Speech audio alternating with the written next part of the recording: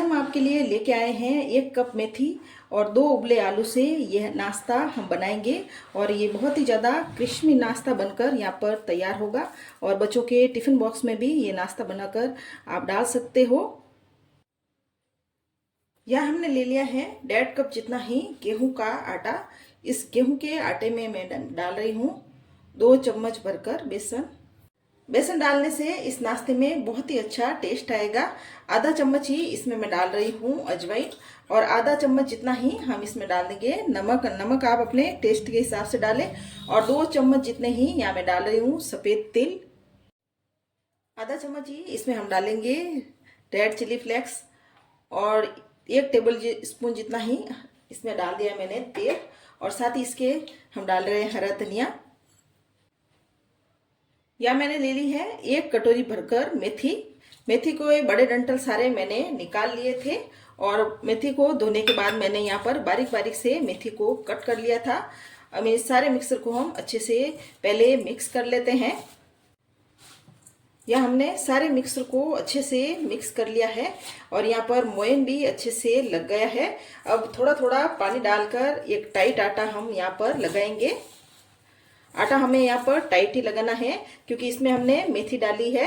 तो आटा गूंथ कर हम 10 मिनट के लिए आटे को छोड़ेंगे तो मेथी इसमें अपना पानी छोड़ेगी और ये आटा भी गीला हो जाएगा।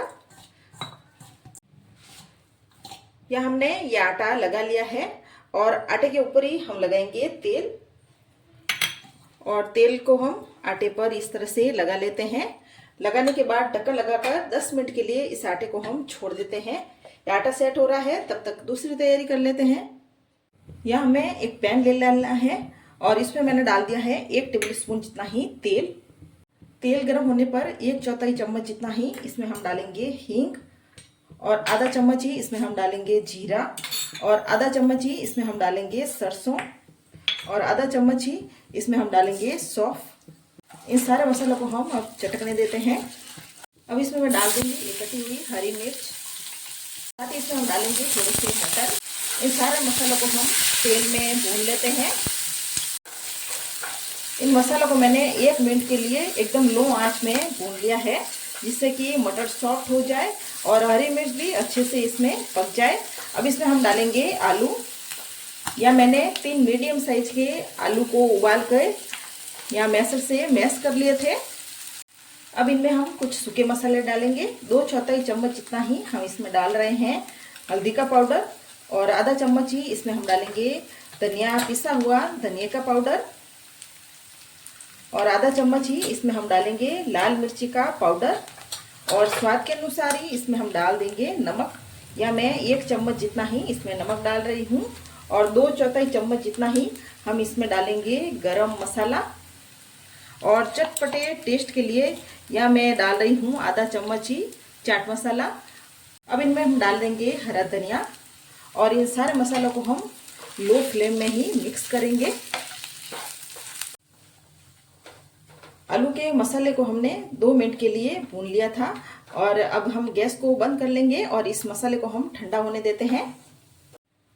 आटे को पड़े हुए भी यहाँ पर 10 मिनट हो गए हैं और आटे को एक बार हम हाथों से इस तरह से मसल लेते हैं।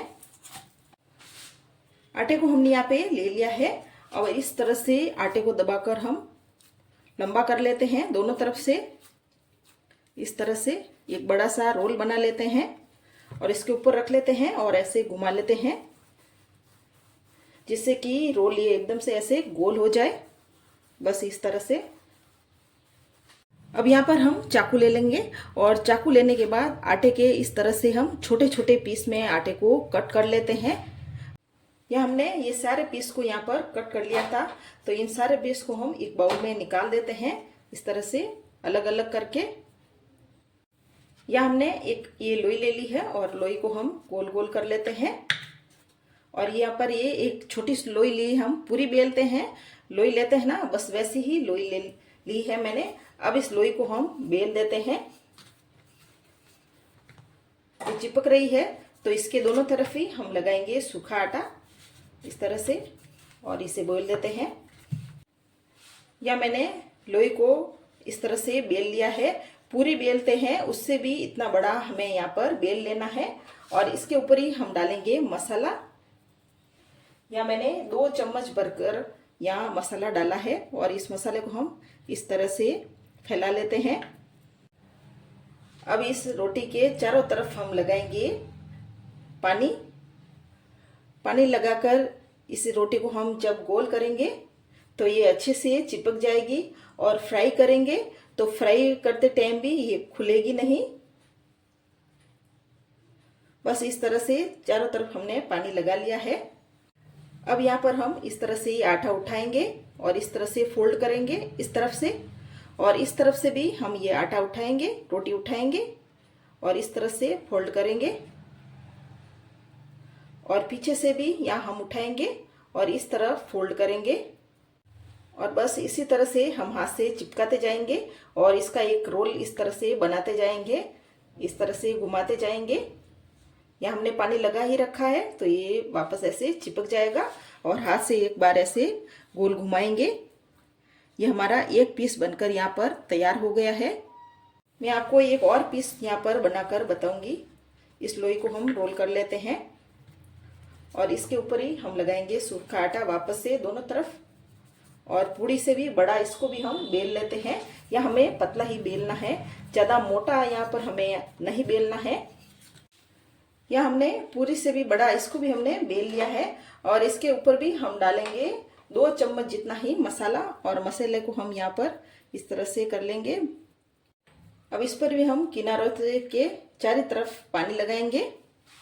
पानी लगाने के बाद इसी तरह से इस पीस को भी हम फोल्ड करेंगे इस तरह से, और इस तरह से दबाएंगे, और ऊपर से आटा उठाकर वापस से यहाँ पर इस तरह से फोल्ड करेंगे, और वापस इसी तरह से गोल गोल हम यहाँ पर फोल्ड कर लेंगे, और वापस हाथ से इस तरह से राउंड शेप में करेंगे।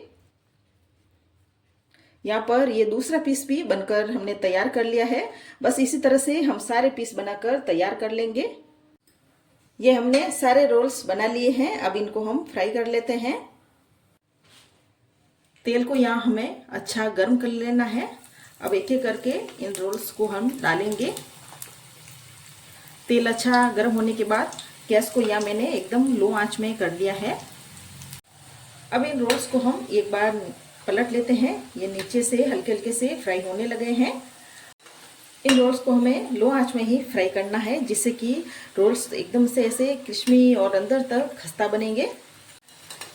हाई फ्लेम में अगर इनको हम फ्राई करेंगे तो फ्राई करते ही एकदम से ऊपर से लाल हो जाएंगे और अंदर से ये कच्चे रह जाएंगे।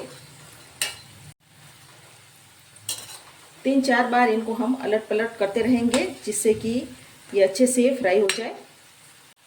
लो फ्लेम में ही गोल्डन कलर आने तक इनको हमने फ्राई कर लिया है, और इनमें एकदम ऐसा गोल्डन कलर आ भी गया है। अब इन्हें हम निकाल देते हैं, और बाकी के जो बचे हुए रोल्स हैं उनको भी हम इसी तरह से फ्राई कर लेंगे एकदम लो आंच में।